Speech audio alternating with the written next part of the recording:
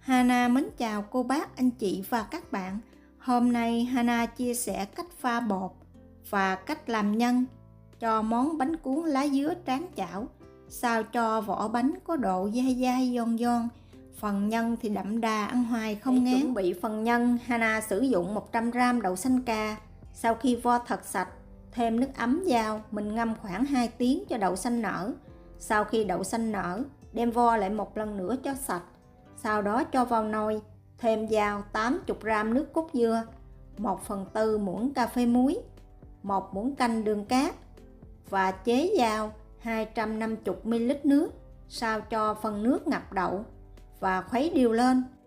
Bắt lên bếp và nấu cho tới khi đậu xanh sôi. Thông thường với món bánh này, Hana thấy người ta hay sử dụng đậu xanh sau khi hấp trộn với dừa và đem làm nhân. Nhưng Hana ăn cảm thấy như vậy hay bị ngán, nên mình thêm một ít nước cốt dừa, một ít muối, một ít đường. Mình nấu như vậy, phần nhân ăn rất là đậm đà và không hề bị ngán. Sau khi đậu xanh sôi thì mình sẽ dỡ nắp ra, hạ lửa nhỏ, nấu cho tới khi cạn hết nước. Nếu có bọt, cô bác, anh chị và các bạn nhớ hớt bọt nha. Khi đậu xanh đã cạn nước và mềm thì mình sẽ cho vào 70g dưa nạo và trộn đều lên, nấu cho tới khi hỗn hợp hoàn toàn đặc lại. Vì Hana thấy nếu mà mình trộn dưa sống vào thì phần nhân này không giữ được lâu và hay bị thiêu, nên mình sẽ nấu cho kỹ. Trong lúc nấu, thỉnh thoảng cô bác, anh chị và các bạn nhớ đảo đều lên, kẻo bị khét ở đấy. Sau khi hỗn hợp dừa và đậu xanh đã hoàn toàn đặc lại thì mình sẽ tắt bếp và để cho đậu thật nguội trước khi làm nhân. Phần nhân này cô bác, anh chị và các bạn đừng nấu khô quá, vì một chút nhân nguội sẽ cứng hơn, nên mình nấu đậu hơi mềm mềm một xíu. Trong khi chờ nhân nguội, mình sẽ đi chuẩn bị phần bột. Bột hôm nay Hana sẽ dùng 100g bột năng, 50g tinh bột khoai tây, 30g bột gạo. Đối với món bánh cuốn ngọt, mình dùng bột năng nhiều hơn bột gạo thì vỏ bánh sẽ ngon hơn. Để giúp cho bánh có độ dai giòn ngon hơn, Hana sử dụng thêm 1/4 bột rau câu giòn. Nước lá dứa thì mình sẽ dùng 250ml nước lá dứa. Nhưng mà cô bác, anh chị và các bạn đừng cho vào một lần, mình chỉ cho vào khoảng 1/2, sau đó khuấy đều phần bột này.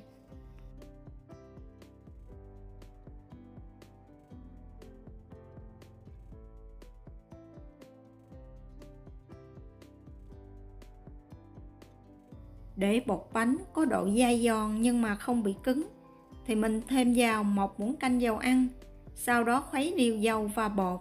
Khi khuấy dầu và bột xong mới tiếp tục cho hết phần nước lá dứa còn lại vào, khuấy đều lên.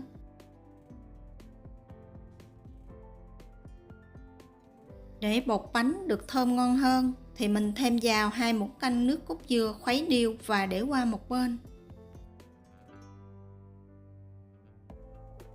Tiếp theo cho vào son 250ml nước, 3 muỗng canh đường cát, 1/4 muỗng cà phê muối, khuấy đều, để nắp lại, nấu cho phần nước này sôi.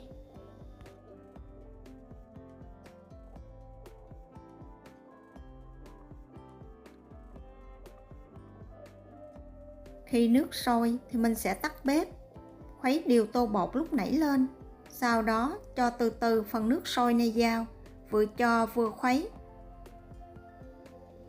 Phần bột này cô bác, anh chị và các bạn đừng làm liền, mình sẽ để nghỉ khoảng 30 phút cho bột nở thì phần vỏ bánh sẽ ngon hơn. Vì có rau câu nên mình cần ngâm bột.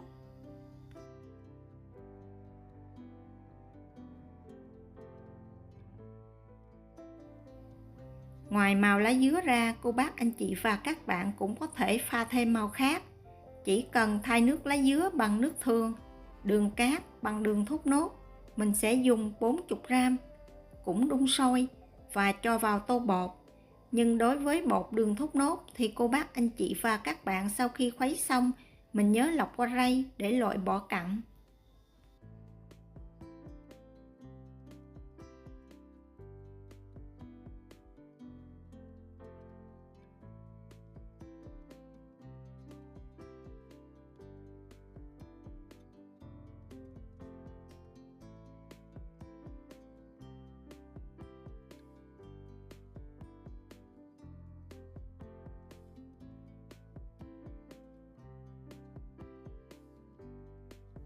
Sau 30 phút, bột đã nghỉ đủ, mình bắt đầu đi đổ bánh. Cho vào chảo 200ml nước và đun sôi lên. Làm như vậy, phần chảo sẽ nóng đều, giúp cho việc đổ bánh của mình được dễ dàng hơn. Chuẩn bị một cái khay tròn, có đường kính nhỏ hơn đường kính của lòng chảo. Bọc giấy bạc quét dầu ăn chống dính để một chút mình lấy bánh ra. Và một nguyên liệu không thể thiếu khi làm bánh cuốn đó là giấy nến. Sau khi nước sôi thì mình sẽ đổ hết phần nước này ra. Khuấy đều tô bột lên, cho thử một giọt bột vào chảo để kiểm tra chảo đã đạt đủ độ nóng chưa. Nếu mà bột rớt xuống là chảo chưa đủ độ nóng, cần phải làm nóng thêm. Sau đó thoa một ít dầu ăn chống dính vào chảo. Đặt miếng giấy nến lên, dùng tay ấn nhẹ giấy nến sẽ loại bỏ bớt dầu thừa trong chảo. Đồng thời miếng giấy nến cũng có dầu, một chút mình đẩy lên bánh, giúp cho mặt bánh luôn mềm ngon, không bị khô. Khuấy đều bột và cho một giá bột vào chảo. Sau đó để khoảng 3 giây, trút hết phần bột thừa ra, đậy giấy nến có quét dầu ăn chống dính lên. Vì bột rất là mỏng nên mình chỉ cần để khoảng 30 giây là bột đã chín. Sau 30 giây, mình lấy bánh ra, tiếp tục làm như vậy cho tới hết phần bột còn lại.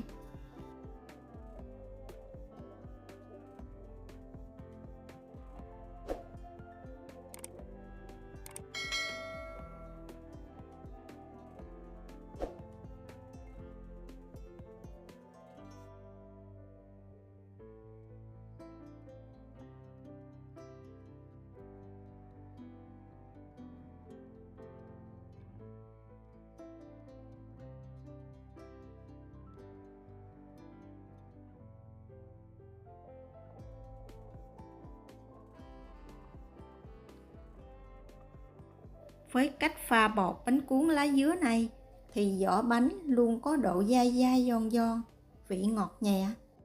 Mình sẽ dùng tay vo chặt phần nhân, nhiều hay ít tùy ý cô bác anh chị và các bạn. Sau đó đặt lên bánh cuốn lại giống như là mình cuốn gỏi cuốn. Bánh này ăn kèm với muối mè và nước cốt dừa. Muối mè và nước cốt dừa Hana có chia sẻ công thức phía dưới phần mô tả. Cô bác anh chị và các bạn có thể tham khảo. Nếu thích những gì Hana chia sẻ, nhớ đăng ký ủng hộ kênh của Hana nhé. Hana cảm ơn cô bác anh chị và các bạn rất nhiều. Hana kính chúc cô bác anh chị và các bạn luôn vui khỏe và luôn thành công trong cuộc sống.